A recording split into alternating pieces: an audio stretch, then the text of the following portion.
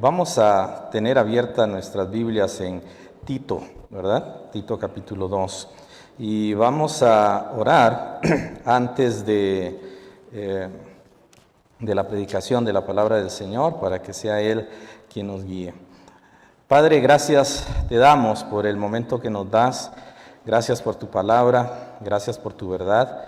Te pedimos que seas tú hablando y que seas tú glorificado en nuestras vidas y que seas exaltado en todo. Te pedimos pues todo esto, Señor.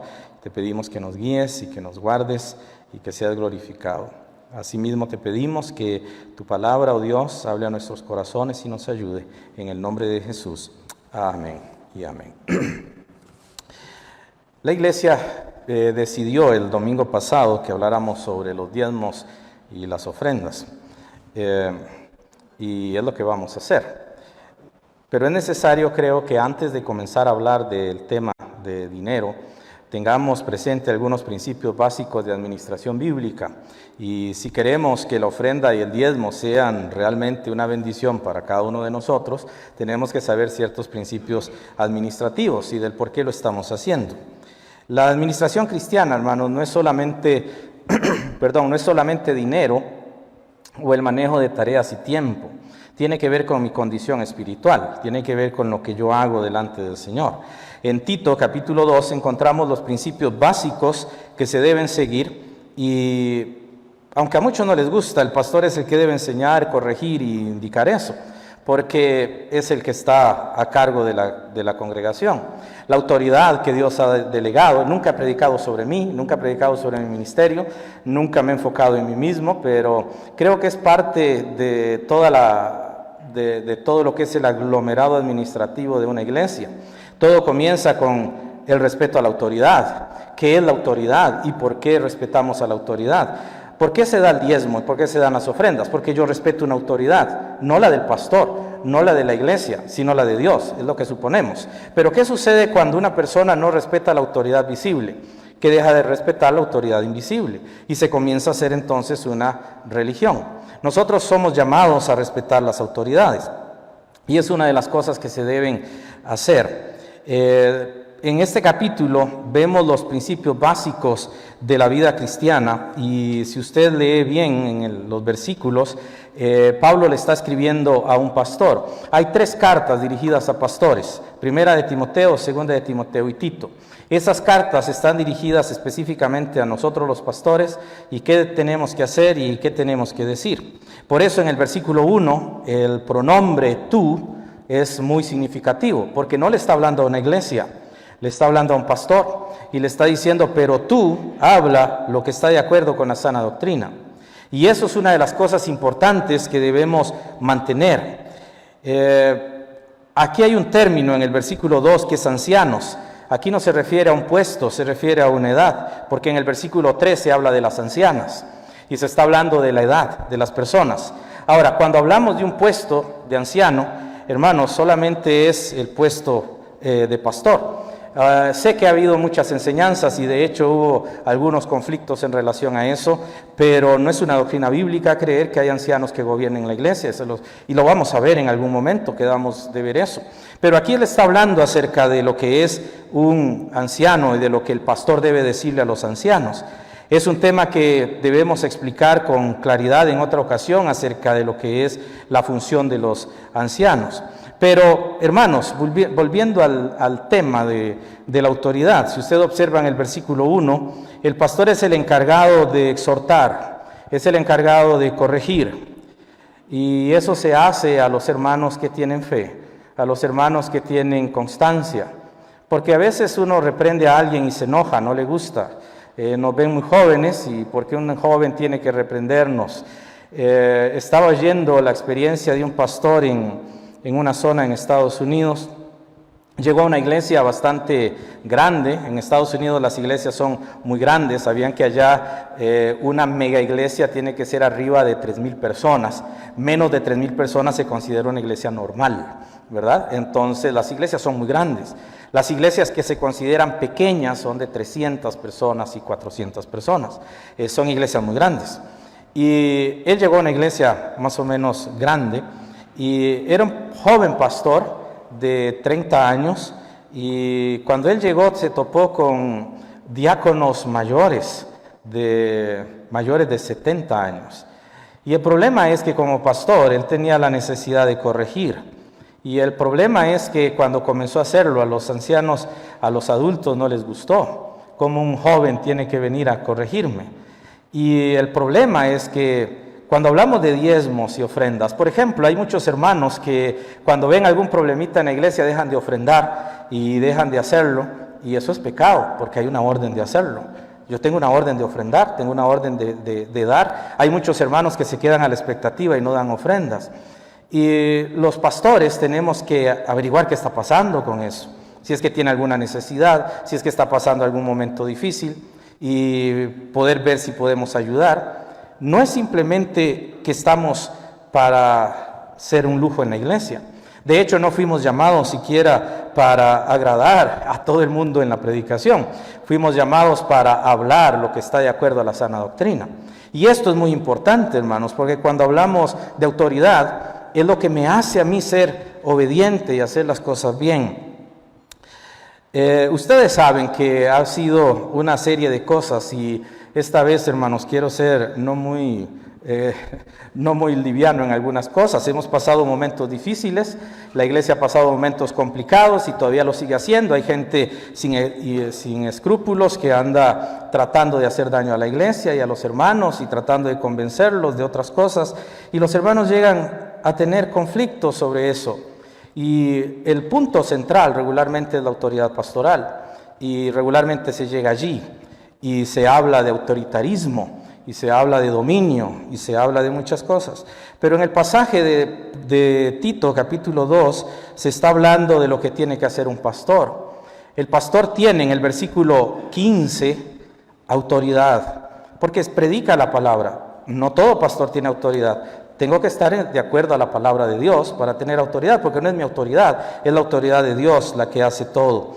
Los que fueron alguna vez de una iglesia y se fueron de la iglesia, ya no son de la iglesia, hermanos. Y no tenemos que andar detrás pensando que siguen siendo miembros de la iglesia, ya no son miembros de la iglesia. Y si nosotros no podemos poner un límite sobre lo que es la membresía, o no entiendo lo que es la membresía, vamos a empezar a tener conflictos, porque comienzo no solo a relacionarme con esas personas, sino a contaminarme con las inquietudes o las diferencias que ellos tienen hacia la iglesia. Y Hebreos dice que una raíz de amargura, si brota en el corazón, contamina a muchos y comienza a afectar a la iglesia. No es que estamos despreciando a nadie, solo que hay que poner límites. Y usted, hermano, va a ser el medio por el cual van a atacar en ese lado. Porque saben que es una cosa interesante, regularmente cuando alguien llega a hablarle a usted del pastor, esa persona nunca ha hablado con el pastor de lo que le ha dicho a usted. Regularmente ese tipo de personas lo que hacen es chismear, mentir, tratar de convencer, y eso es lo que van a tratar de hacer en la iglesia. Y no me van a buscar a mí como pastor, ni van a buscar a los líderes de la iglesia, ni a los hermanos firmes en la fe. Ellos van a buscar a las personas que tienen alguna ambigüedad y comienzan a buscar para ver cómo hago para convencerlo de que se oponga al pastor, porque él lleva un resentimiento. Nosotros tenemos que ser maduros en cuanto a eso. La iglesia nunca habla en contra de alguien que se va, nunca lo hemos hecho. Pero hermanos, tenemos que tener la madurez de saber cómo nos estamos relacionando con las personas que producen un conflicto en la iglesia y se fueron en pecado. Si se fueron en pecado, se fueron en pecado. Como pastor yo no puedo decir, hermano, no, fue un problemita. No, hay un pecado. Toda división y todo cisma es un pecado. Y son cosas que usted como hermano tiene que tener allí. Y como pastor tengo que exhortar en relación a eso. Y a veces no es agradable hacer esas cosas. Pero Pablo le está diciendo a Timoteo que lo haga. Porque hermano, si a usted alguien llega a hablarle del pastor, a hablar de mí o a hablar de cualquier otro pastor, si usted es de otra iglesia y le hablan de su pastor, pregúntele, ¿ya usted habló con el pastor? ¿Usted sabe qué es lo que va a decir? Va a decir, no, Dios guarde, yo no puedo hacerlo porque usted viera el carácter que tiene, es que usted no lo conoce bien. Pero ellos nunca hablan, no confrontan a nadie. Las personas que hablan de otros a espaldas son las personas de las que usted se tiene que cuidar, no de las personas que dicen las cosas con rectitud. Yo siempre he vivido agradecido con los hermanos que me llaman y me dicen, no me gusta tal cosa, no estoy de acuerdo con tal cosa. Pastor, me parece que lo que usted hizo debería corregirlo. Muchos hermanos aquí lo han hecho. con el respeto a la autoridad, no solamente porque soy una persona, sino porque respetan la autoridad. Y yo los he escuchado y muchas cosas las hemos cambiado porque tienen razón. En otras tal vez no es posible hacerlo, pero me ayuda eso. Es posible que todas esas ayudas mejoren a la iglesia. Pero hermanos, quiero exhortarles en cuanto a eso, porque venimos a hablar de un asunto de dinero y no podemos pasar por alto un principio de autoridad. Cuando hablamos de el diezmo y la ofrenda, tiene que estar claro primero un principio de actitud. Yo no puedo hacer las cosas en secreto. Porque si yo hago las cosas en secreto para que el pastor o alguien más no se dé cuenta, hermano, ya eso no está bien. Lo que hacemos en secreto, ¿por qué lo hacemos en secreto? Jesús dijo que el que hace lo malo busca la oscuridad para que sus obras no sean expuestas. Por eso hacemos las cosas en secreto, porque están mal. Si hacemos las cosas abiertamente, es distinto. Nunca he ocultado, ni nunca les voy a ocultar a ustedes lo que pienso sobre muchas cosas. He respetado la posición de muchos de ustedes y es parte de ser una iglesia. Pero, hermanos, nosotros tenemos que aprender que antes de dar, tenemos que respetar una autoridad dentro de la iglesia. Y voy a poner en ejemplo esto. Es una columna, es como una pirámide. La parte baja, la más ancha, es muchas cosas que se hacen y que están que es el fundamento de todo. Y no lo vamos a ver de arriba hacia abajo como lo hacemos, sino de abajo hacia arriba. La parte baja, la parte más fuerte, es la parte que sostiene todo el edificio. Cuando hicieron este muro, si ustedes hubiesen visto la profundidad que tiene esto y el tamaño de cemento que tiene acá abajo, usted se daría cuenta de lo fuerte que son esas columnas. Lo que no se ve es lo que sostiene el edificio, pero lo que se ve es lo que arranca el viento.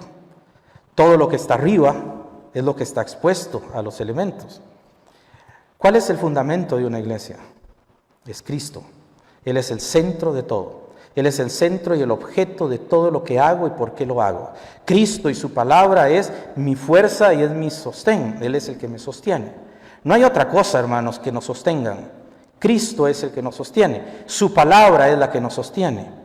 Pero tenemos que tener cuidado porque hay constructores que no hacen fundamentos fuertes. Y hemos notado de casas que se han ido en un precipicio por un mal fundamento. Hemos visto casas destruidas por un mal fundamento. Si Vida Eterna quiere ser grande, y si Vida Eterna quiere crecer, y si Vida Eterna quiere ser una buena iglesia, debe poner fundamentos fuertes. Debe dejar de estar viendo lo que sucede arriba y lo que ha pasado a nuestro alrededor. Tenemos que enfocarnos en lo que Cristo quiere para nosotros. Ahora, Cristo ha puesto su palabra y esa es la autoridad. Ahora, después de eso vienen las paredes y vienen las columnas. La Biblia dice que la iglesia es columna y baluarte de la verdad. Y la Biblia dice que en la iglesia hay funcionarios, hay oficios que sostienen toda esa estructura. Y se debe respetar, aunque no estemos muy de acuerdo. El pastor fue puesto no para que sea un lujo, no es para que me hable bonito, es para que funcionen las cosas, es para que todo corra, es para que la iglesia crezca, es para que la iglesia pueda mejorar.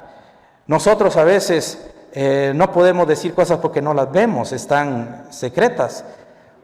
Por ejemplo, usted no sabe cuántas goteras hay en este techo hasta que llueva y esté aquí.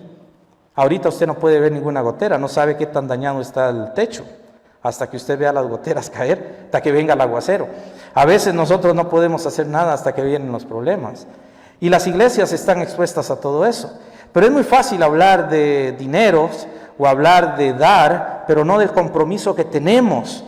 Porque si yo no tengo compromiso, de nada sirve la ofrenda que doy, de nada sirve lo que yo entrego a Dios, porque es mi carácter, es mi yo el que tiene que hacer algo. Por eso Pablo dice en el versículo 1, habla lo que está de acuerdo con la sana doctrina. Varios ejemplos en la Biblia demuestran a los líderes religiosos con ciertas molestias, y quiero pedir disculpas si en algún momento me enojo por algo, porque a veces las cosas que se hacen mal producen un poquito de enojo. Jesús le molestó cuando vio a los fariseos vendiendo y haciendo negocio en el templo. Y Jesús no se paró a ver y dijo, voy a orar, vamos a ponernos a orar para que Dios haga algo. ¿Sabe qué hizo Jesús? Tomó un látigo y lo sacó. Pablo llamó la atención a aquellos que estaban haciendo mal. Y Pablo dijo con toda autoridad que tenían que ser quitados de en medio. Porque hermanos, a veces, si nos quedamos callados, un poco de levadura leuda toda la masa.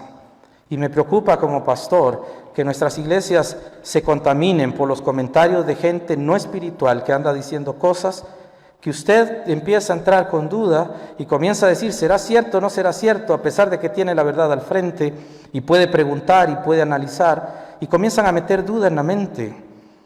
Es importante poner límites. Siempre he hablado de los límites. Hay mucha gente que me ha dicho, es que usted solo de límites habla. Yo creo que mi libertad termina donde empieza la suya.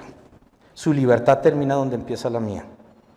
Y mi libertad está sujeta a una autoridad, que es la iglesia, que son ustedes como iglesia. Yo no estoy sujeto solamente a un grupo de ministerios, y yo no estoy solamente sujeto a personas, estoy sujeto a un cuerpo, se llama iglesia. Esa es la autoridad final, ustedes. Por eso es que cuando hablamos de administración bíblica, hablamos de autoridad, respetar la autoridad. Y los versos que están allí, hermanos, son muy interesantes, porque del verso del 1 al 5, Pablo le dice a este muchacho Tito que tiene que llamarle, enseñar, instruir a los ancianos. De los versos del 6 al 8 a los jóvenes, y de los versos del 9 al 10 a los sirvientes. Saben que nunca menciona a las mujeres jóvenes.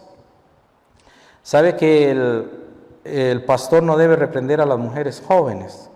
Ese es el deber de las mujeres ancianas, las mujeres espirituales. Son las que deben ayudar a las jovencitas a vivir una vida de santidad. No es bueno que el pastor se mezcle con mujeres jóvenes. Y es bien claro en la Biblia. No porque sea ninguna cosa, sino porque Dios sabe lo que puede pasar. Y ustedes saben lo que ha sucedido en muchos ministerios pastorales por no tener el cuidado de manejar lo que Dios dice. En la exhortación bíblica tiene que entrar todo eso. Y aquí viene la parte donde entramos con los adultos mayores. Y hermanos, tratar de corregir a un niño en un cuerpo de adulto es tan difícil. Personas inmaduras que no tienen la capacidad de entender ni de comprender. Madurez no es edad. Madurez no es estar viejo.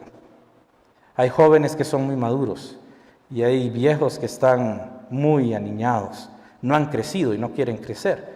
Se aprendieron de memoria unos principios bíblicos y con eso quieren vivir toda su vida cristiana. No han hecho caso a Hebreos capítulo 6, dejando a un lado los rudimentos de la doctrina de Cristo y proseguir adelante a la madurez. Nosotros tenemos que cambiar, hermanos, y tenemos que crecer. Tenemos que ser hermanos y creyentes maduros, fuertes. No dejarnos llevar por todo lo que sucede a nuestro alrededor. Pablo dice aquí, en cuanto a los ancianos, en el verso 2, él dice que los ancianos sean sobrios. Que sean sobrios. Ustedes han visto aquí adultos mayores y han visto en otros lados adultos mayores que no son sobrios, que hablan, gritan, vociferan, insultan. Eso no es correcto en un cristiano, esa no es la forma de hablar de un cristiano. Tiene que ser sobrio, tiene que ser una persona correcta, tiene que ser una persona que viva la santidad, que no actúen impulsivamente, que estén dispuestos a servir. Hermanos, servir no es cuando yo quiero y cuando a mí me gusta. Servir es porque hay necesidad y porque yo tengo la capacidad de hacerlo. Yo soy pastor. Hermanos, si tengo que limpiar, yo vengo a hacerlo. Eso no me quita a mí ningún rango de autoridad. El hecho de venir a limpiar el piso no me quita ningún privilegio. Al contrario, es parte del servicio cristiano. Y si nadie lo hace, pues hay que hacerlo. Alguien tiene que hacerlo. De hecho, por la situación que hemos estado pasando, algunos hermanos se han coordinado para limpiar y agradezco mucho eso a las hermanas ayer que estuvieron haciendo eso, Les agradezco montones ese corazón y a los hermanos que vinieron, porque es disponibilidad, es servicio a Dios. No es saberse, es que no soy miembro de tal cosa, no, yo no soy parte de tal otra. No, hermanos, esto es un asunto de servicio. La iglesia no tiene jerarquías, tiene oficios, autoridades que se respetan, pero no hay jerarquías. Es decir, usted es dueño de lo que hay aquí. Usted puede venir a aportar esto aquí. No se siente excluido de eso, es parte de esto. Y le dice él a los ancianos que sean sobrios, dice Pablo, que estén dispuestos a servir, que sean serios, sean reverentes, que sean correctos, que hablen bien, que respeten al joven como quieren que los jóvenes lo respeten a ellos, que sean serios, que sean capaces, que sean prudentes, dice, que no actúen sin considerar las cosas. A veces, hermanos, nosotros hemos dejado de lado principios básicos de la vida cristiana porque creemos que dar el diezmo o dar la ofrenda, yo tuve contento a Dios. Dar el diezmo y la ofrenda es solo parte de su deber cristiano delante de Dios. Usted tiene un deber cristiano, no sé cuántas veces ora al día, no sé cuántas veces usted habla con Dios al día, no sé cuando usted se va de paseo un domingo, se acuerda que hay culto el domingo en la mañana, que es el día del Señor, no es para ir a la playa. Saben, cuando mi esposa y yo vamos de paseo, los domingos buscamos una iglesia de sana doctrina. Personalmente busco iglesias bautistas fundamentales y yo voy a una iglesia y entro para cantar himnos, para oír al predicador, porque es el día del Señor, no es el día para ir a la playa. Pero ¿cuántas veces los cristianos ni se acuerdan de Dios un domingo? No se acuerdan que Dios está con ellos, que Dios les dio ese día para disfrutarlo. Ni siquiera oran cuando están de paseo, ni siquiera leen la Biblia cuando están de paseo, ni en casa lo hacen. Pero cuando oyen algo, sí lo escuchan. Recuerdo hace mucho tiempo que mi papá iba en su vehículo y encontramos a un amigo de él con el carro con la llanta ponchada. Y él hacía gestos y maldecía y trataba mal a la llanta y la pateaba. Y mi papá se bajó para ayudarle porque eran conocidos y él estaba eufórico. Y mi papá le dijo: estás estrenando un carro y te estás peleando por una llanta. ¿Cuántas veces nosotros tenemos tantas cosas buenas y nos peleamos por una llanta? Nos peleamos por lo que no tiene valor, lo que se puede cambiar. Y estamos despreciando lo más grande y lo mejor que tenemos. Por eso es que Pablo dice, tú eres el encargado. Usted es el pastor de hacer eso. Y a veces los mensajes no son tan agradables. Alguien me dijo hace tal vez unos 8 meses, pastor, es que a veces cuando usted predica es tan cansado oír tanta Biblia, que usted menciona tantos versículos, y es que explica tanto de esto. Si no quiere Biblia, puede ir a cualquier otra iglesia donde no prediquen Biblia. Aquí predicamos Biblia, eso es lo que enseñamos, porque creemos que ella es la que me transforma, ella es la que le transforma a usted. Pero eso dice Pablo aquí, que sean sobrios, serios, prudentes, sanos en la fe. Hermanos, una persona que no es sana en la fe, usted la conoce, anda hablando mal de otros. No se anda defendiendo, anda tratando de hacer daño a otros. Tenga cuidado con ellos, porque usted se puede contaminar con ellos. Usted puede perder el amor, y hay muchos adultos mayores que hacen eso. Tristemente así es, y no debería hacerlo. Gracias a Dios, muchos hermanos en Cristo, tanto jóvenes como ancianos, tienen tanta sabiduría, y agradezco a Dios porque están entre nosotros muchos hermanos con mucha fe, con mucha constancia, con grande sabiduría, que han vivido cosas terribles en su vida y no las han tomado a la ligera, han aprendido de lo que han vivido. Y agradezco eso. Agradezco a Dios que así hay iglesias. Ser sanos en el amor, ser sanos en la paciencia. 1 Corintios capítulo 13, versículo 7.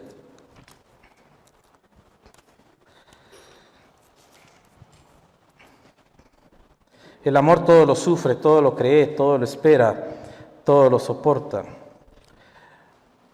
Aquí suena muy bonito y a veces nos dicen, usted tiene que aguantar todo. Vea lo que dice el verso, todo lo sufre, es decir, está dispuesto a afrontarlo, pero ¿qué sigue? Todo lo cree, lo que está mal, lo que es pecado, El amor no niega eso. Usted se imagina que Jesús hubiera venido y dijera, no, pobrecitos los fariseos, pobrecitos las prostitutas, pobrecitos los homosexuales, pobrecitos todos estos pecadores, dejemos que se vayan al cielo todos. Pues yo tengo tanto amor que voy a olvidar eso. ¿Cómo hubiese sido? Hay alguien en la puerta, por favor. ¿Qué hubiera pasado si Jesús hubiera hecho eso? Pero ¿sabe qué dijo Jesús?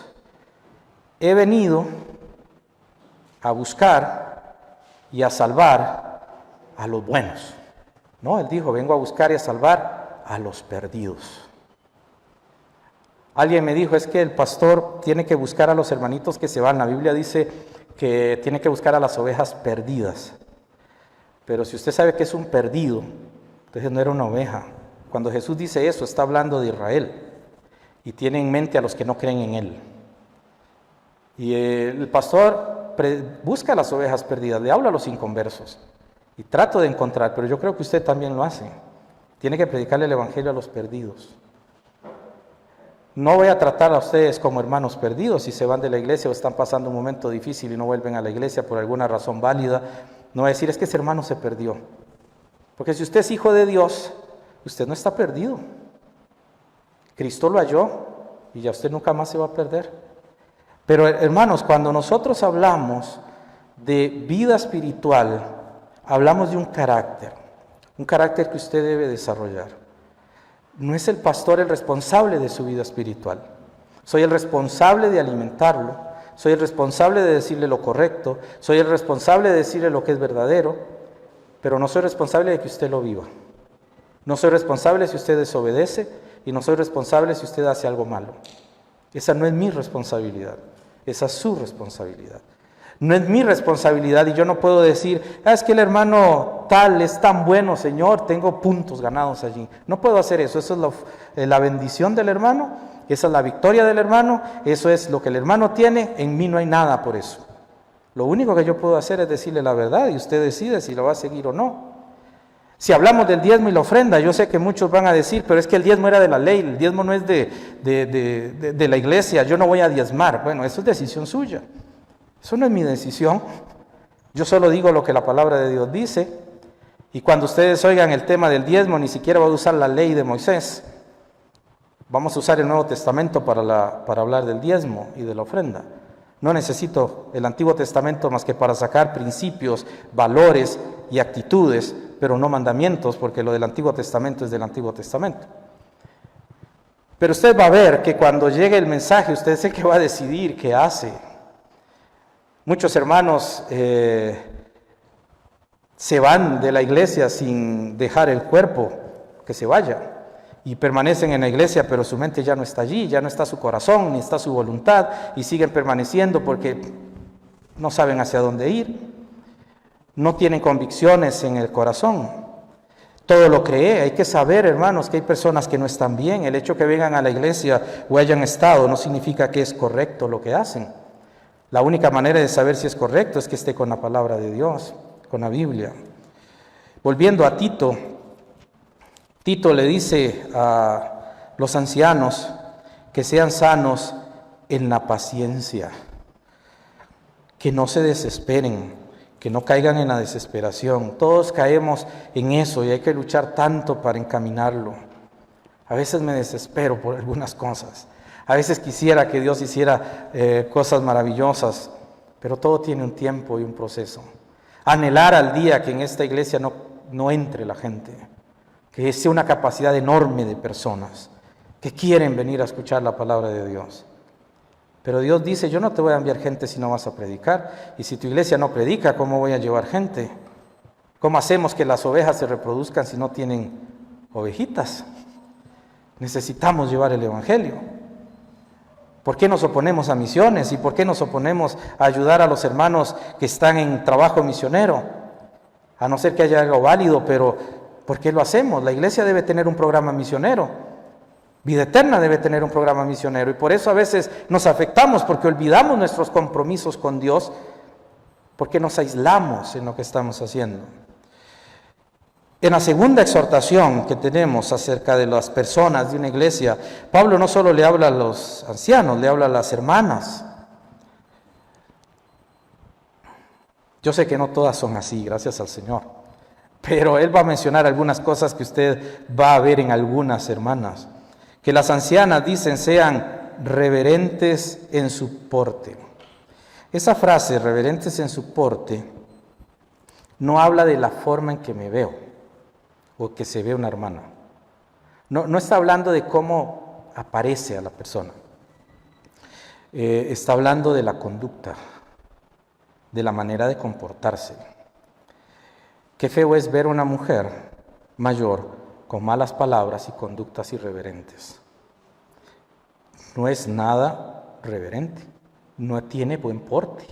Cuando se olvida cómo debo ser como un creyente y cómo una mujer olvida cómo debe ser como hija de Dios, eso no adorna la doctrina. Dice que no sean calumniadoras, que andan hablando. Hay hermanos que nunca los han llamado, pero usted recibe una llamada porque quieren chismear. Calumniadoras. No deben ser así. Y si usted conoce a alguien así, usted debe, con todo respeto, decirle: yo no quiero ser calumniador ni parte de eso. Tiene que tomar usted una decisión fuerte, como hermano de la iglesia, como hijo de Dios e hija de Dios. Pero aquí le dice a las hermanas: no calumniadoras, no esclavas del vino. El término dice: no esclavas de mucho vino. Aunque habla de licor y tiene que ver con eso, es curioso que en el idioma original tiene la idea de actuar como borracho.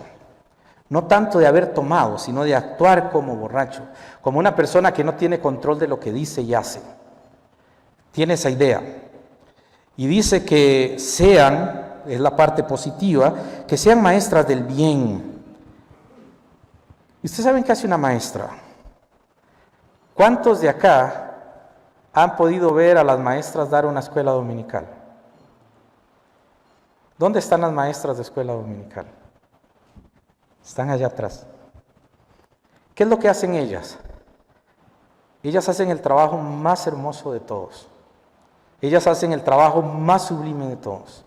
Ellas hacen el trabajo más grandioso de todos. Están formando a nuestros niños. ¿Y cuántos han visto una maestra dar una clase? ¿Cuántos han ido a ver lo que hace una maestra? ¿Por qué la Biblia dice que deben ser maestras del bien? Porque no hay que exhibirse para ser útiles y para ser fundamento en una iglesia. Nuestras hermanas son fundamento en la iglesia. Lo que ellas enseñan están formando a nuestros niños y jóvenes. Las maestras son tan importantes y a veces pasan un poco desapercibidas. Maestras del bien. Así deben ser todas las hermanas. Hay hermanas que cuando hay un problema y alguna jovencita le pide consejo, le dice: déjelo, de por sí puede conseguirse a otro, usted está joven. Eso es una maestra del mal. Porque Pablo dice bien claramente aquí que deben ser prudentes, que deben enseñar en el verso 4, que deben enseñar a las mujeres jóvenes a amar a sus maridos y a sus hijos, no a decirles que los dejen, a decirles que amen a sus esposos, que luchen por ellos. Maestras del bien, no del mal. No se deje, peléese con él. Esas son maestras del mal. Por eso dice aquí que tienen que ser maestras del bien, porque enseñan a las mujeres jóvenes a amar a sus maridos y a sus hijos. ¿Cómo vamos a dar diezmos y ofrendas si nuestras familias no están firmes en principios y valores cristianos? Es tan importante que nosotros sepamos lo que tenemos que hacer y lo que usted tiene que hacer como miembro de una iglesia. Después él habla de los sirvientes, en los versículos del 6 al 8, y habla de cómo deben esforzarse. Dice: exhorta a sí mismo a los jóvenes a que sean prudentes, presentándote tú en todo como ejemplo de buenas obras, en la enseñanza. Allí es donde él explica cómo se muestra el ejemplo pastoral, en la enseñanza, mostrando integridad y seriedad. Hermano, nunca les he dado a ustedes, y me he esforzado en la gracia de Dios, nunca repetirles un sermón. Conozco pastores que tienen un librito y cuando se les acaba el librito lo vuelven a iniciar. Y llega a la iglesia y los hermanos dicen, ya viene a predicar sobre el hijo pródigo. Ya viene a predicar lo mismo. Tienen un librito. No estudian, porque lleva tiempo. Cuando no puedo hacer algo por el trabajo, me acuesto un sábado a las 2 de la mañana haciendo el estudio bíblico. Porque tengo que estudiarlo, tengo que saber qué estoy diciendo. Tengo que ser ejemplo en eso. Hermanos, y lo que uno quiere es que los hermanos aprendan eso también. Los jóvenes tienen que aprender eso, a ser prudentes, a hacer buenas obras. En la enseñanza dice, mostrando integridad, seriedad, palabra sana e irreprochable, de modo que el adversario se avergüence y no tenga nada malo que decir de vosotros, que no sea cierto lo que va a decir. Si dice algo, que sea mentira. Bienaventurados sois, dice el Señor Jesús en Mateo capítulo 5, versículo 12, cuando digan de ustedes toda clase de mal mintiendo. Y cuando yo oigo que hablan de mí mal y sé que es mentira, aunque duele, doy gracias a Dios porque estoy haciendo las cosas bien, porque sé que voy bien. Y en lugar de desanimarme, más me confirman y más me animan a hacer ciertas cosas. Gracias a Dios por eso, porque no he hecho, por lo menos mi conciencia está tranquila con lo que he hecho.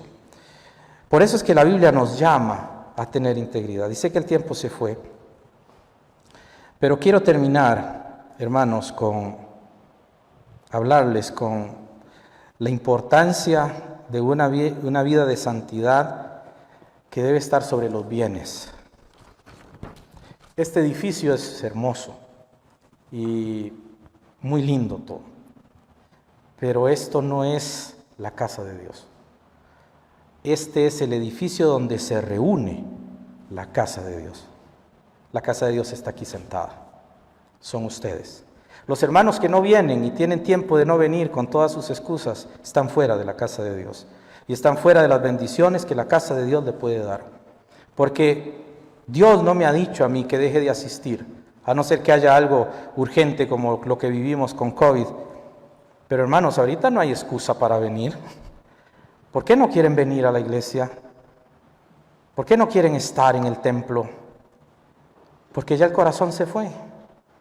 Ya no hay amor hacia la iglesia.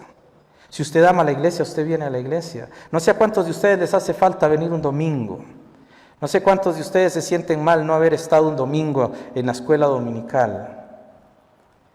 Me agrada tanto escuchar a los niños hablar de las historias bíblicas que aprendieron aquí. Qué hermoso es oírlos hablar eso. Y oír a jóvenes hablar de lo que han aprendido en la iglesia. Es precioso eso. Para terminar, los versículos del 11 en adelante nos habla de la gracia de Dios, que es lo que nos motiva a hacer las cosas. Y dice en el verso 12, enseñándonos que renunciando a la impiedad y a los deseos mundanos, vivamos en este siglo sobria, justa y piadosamente, aguardando la esperanza bienaventurada y la manifestación gloriosa de nuestro gran Dios y Salvador Jesucristo, quien se dio a sí mismo por nosotros para redimirnos de toda iniquidad y purificar para sí un pueblo propio, celoso de buenas obras. Esto habla y exhorta y reprende con toda autoridad. Nadie te menosprecie. Los pastores fuimos llamados para a veces no decir cosas muy gratas. Y no es fácil, hermanos. Sé que la mayoría de ustedes no han sido pastores. Y cuando alguien se opone a la autoridad, tenemos que tomar de un coraje que a veces no tenemos. Y tenemos que acudir al Señor por ayuda en situaciones muy difíciles. Y tenemos que vivir situaciones angustiosas que muchos hermanos nunca van a vivir en sus vidas. Dios nos ha llamado, como dijo Pablo, para exhibirnos a los ángeles y a los hombres. Pero hermanos, eso no significa que no honre mi ministerio y que un pastor no lo haga, que un pastor se tenga que humillar cuando él ha hecho las cosas bien. El pastor debe reprender con autoridad y debe exhortar con autoridad. Y hermanos, si yo quiero, como individuo, no como pastor, pero si yo quiero que mi vida esté bendecida, tengo que empezar conmigo mismo. Vuelvo a preguntar, no quiero que me responda aquí, pero responda hacia su corazón. ¿Cuántas veces ora el Señor al día? ¿Cuántas veces lee las Escrituras? ¿Tiene un libro donde apunta lo que aprende de la Biblia? ¿O lee suficiente solo lo que oye hoy aquí? ¿Cómo es la actitud de su corazón? Porque hermano, momentos malos van a venir, gente mala va a venir, gente difícil va a venir. No podemos evitarlo, la lluvia cae sobre todos, pero algunos no tienen sombrilla ni capa. ¿Cómo estamos nosotros para ese momento que va a venir? El día malo siempre viene, lo dijo Pablo en 1 de Timoteo capítulo 6. Vida eterna ha vivido días malos, pero vida eterna puede sostenerse firme si puede mirar a Cristo y seguir adelante. Usted, hermano, usted, hermana, es tan valioso en esta iglesia que usted no sabe que cuando tambalea su fe, hace tambalear a toda la iglesia. Cuando usted tiene dudas que no resuelve, toda la iglesia comienza a sentirlo. Para eso está el pastor, para que usted le pregunte, para que usted lo llame, para que usted pueda recibir consejo. Yo no sé si usted cuando tiene problemas financieros, usted va donde el doctor y le dice, doctor, viera que tengo un problema con mis finanzas, ¿me ayuda? ¿Usted a dónde va si tiene problemas financieros? ¿Dónde un contador? Si usted tiene problemas espirituales, ¿a dónde iría? ¿Quién es el que Dios llamó para guiarle a usted en eso?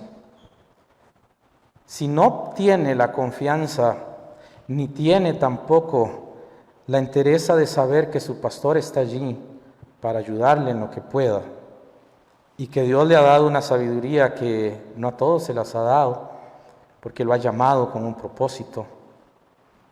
Si usted no ve eso, probablemente va a caminar a ciegas y solitario, con muchas dudas en su corazón, dudas que quizás se pueden responder.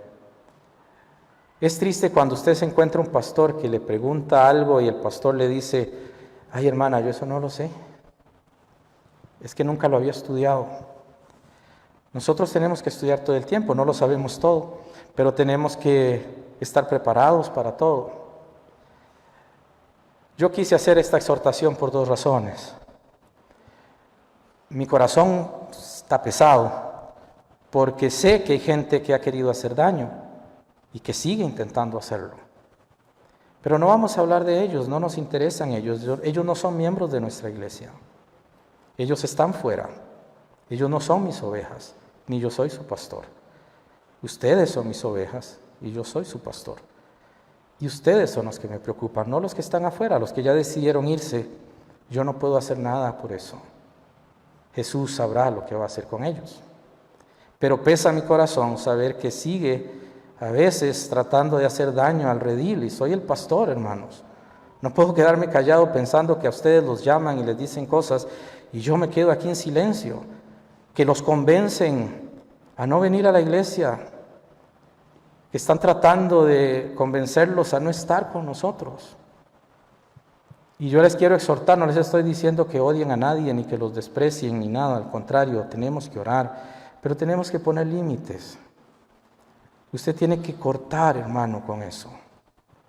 Usted tiene que dejar de escuchar lo que está haciendo daño a la iglesia. Y si no está de acuerdo con lo que el pastor dice, llame al pastor y dígaselo. No hable con otra persona. Es doloroso ver que la iglesia está pasando momentos muy duros y difíciles. Y como pastor me duele eso, porque ustedes son una gran promesa de Dios. Todos ustedes son muy valiosos, pero si se van de aquí, ya no son del redil. Mis oraciones ya no pueden elevarse a ustedes como ovejas, ya no puedo orar igual, ni soy responsable en cuanto a eso. Y es decisión de ustedes. Y quise hacerlo, hermanos, hoy, porque no quiero que piensen que vamos a hablar de dinero solamente para que mantengan al pastor. Dispuesto estoy a muchas cosas para servirle al Señor Jesús. Pero yo quiero que ustedes sepan que lo que enseñamos aquí es para ustedes, para que ustedes crezcan, para que ustedes estén bien. La gente que anda hablando mal, Hermano, no es gente que está haciendo bien. Y con el amor del Señor les exhorto, tomen límites con ellos. La vida de la iglesia depende de nuestra actitud hacia Jesús. Ore por ellos, téngalos en oración. Pero hermano, yo no puedo, y hermana, yo no puedo impedirle que usted siga escuchando. Solamente le digo lo que considero que debe hacer. Y usted debe poner límites a eso. Aquí ha habido muchas cosas. No me avergüenzo de ser bautista, ni me avergüenzo de ser lo que soy. Y todavía me siguen llegando mensajes ofendiendo mi fe. Pero hermanos, me alegra que hagan eso, porque sé que estoy bien. Al contrario, en lugar de sentirme mal, me siento mejor. Y tomé la decisión delante del Señor en oración decírselos a ustedes. Por eso hablé de la autoridad pastoral. Yo soy su pastor. Yo no soy su jefe. Yo no soy quien los manda a ustedes. Yo soy su pastor. Oro por ustedes todos los días, todo el tiempo. Busco la manera de que ustedes puedan crecer en la gracia de Dios. Anhelo que ustedes tengan muchas bendiciones en su vida. Lo anhelo. Y me alegra cuando un hermano me dice, todo me está saliendo bien. Y cuando me dicen, está mal, yo también lo sufro. Todo lo que pasó, hermanos, en esta iglesia, me ha quebrantado bastante, me ha quebrantado mucho. Pero quiero decirles que sigo siendo su pastor. Y como tal, me gustaría que si usted siente algo, me lo diga. Pero ya deje de seguir a los que se fueron. Ya ellos se fueron. Y tengamos la entereza de saber que se fueron. Respetemos eso. Déjenlos donde están, que Dios los bendiga y los use. Si se levanta una iglesia, gloria a Dios por eso. Pero hermanos, usted y yo aquí, si estamos aquí, tomemos entereza. ¿Qué estamos haciendo? ¿Qué estamos practicando? Y lo digo como pastor. Y esta exhortación, por eso les dije, no era muy agradable. Pero necesitamos que la iglesia se defienda. Y yo lo hago con todo mi corazón. En la voluntad del Señor y con el respeto al Señor, les digo a ustedes eso. Y si ustedes quieren saber cómo actuar con los que se fueron de una iglesia, con mucho gusto les digo, este libro está lleno de qué hacer. Y yo les puedo decir, hermanos, sin ánimo de ofender a nadie, les puedo indicar qué hacer. No se queden con la duda en eso. Sé que atacan a los pastores siempre. Así va a ser siempre. Pero Jesús me ha puesto aquí y soy su pastor. Y honro mi ministerio. Que Cristo Jesús trabaje en sus corazones, les anime. Disculpen la predicación de hoy, pero es un poco cargado cuando veo a la iglesia con tantas dudas y a gente con dudas y con actitudes que no deberían estar en la iglesia y que nos afectan, que nos hieren. No necesitamos eso aquí. Necesitamos el amor, la comprensión. Necesitamos unirnos más. Y los que estamos aquí somos la iglesia. Los que no han venido, por algunas razones, hermanos, no pueden opinar porque no vienen. No conocen cómo está la iglesia. Necesitamos que ustedes, hermanos, tengan ese coraje de poder seguir con la obra del Señor. Y les llamo en cuanto a eso. Puestos de pie, hermanos, vamos a orar. Disculpen el tiempo tomado. Y recuerden que quiero ser tan honesto como sea posible y quiero que ustedes lo sean conmigo también. Y me digan y hablen conmigo. Se los encarezco delante de Dios y de mi Señor Jesús. Padre, gracias te damos porque eres un Dios bueno. Nunca has sido malo, nunca eres malo, nunca lo serás. La mancha es de tus hijos y nosotros somos los que fallamos. Te pedimos perdón, oh Dios, porque nuestra iglesia, oh Dios, ha pasado un momento muy difícil. Oh Dios, han sucedido cosas acá que nos han dañado a algunos, a otros no, gracias a ti que los has protegido, pero a algunas personas sí les ha afectado mucho. Oh Señor, esta es tu iglesia, no es mía, no es de nadie más, es tu iglesia. Tú eres el que estás aquí, tú eres la cabeza de este lugar, tú eres, oh Dios, el dueño de este cuerpo, tú eres Dios, mi Salvador. Así que Dios y Padre, en el nombre de Jesús, yo pongo todo esto delante de tu presencia, para que tú, oh Dios, hagas lo que tengas que hacer y me ayudes a mí, oh Dios, a cumplir tu voluntad y a mantenerme firme en todo esto que está pasando, a defender tu iglesia. Tú has llamado a los pastores a que sepan comportarse en la casa de Dios, que es la iglesia del Dios viviente. Y a veces eso, Señor, requiere de un esfuerzo que solo tú puedes dar. Así que hoy te estoy pidiendo en el nombre de Jesús que tú intervengas y que tú hagas lo que tienes que hacer. Muéstranos, oh Dios, y muestra a los corazones lo que está bien y lo que está mal. Y si todo esto nos refleja algo que hemos hecho mal, danos, oh Dios, la capacidad de reconocerlo, de arrepentirnos y de hacer lo correcto. Ayúdanos para que en el nombre de Jesús seas tú y solamente tú glorificado. Te damos las gracias en Cristo Jesús. Amén y amén. Pueden sentarse. Muchas gracias.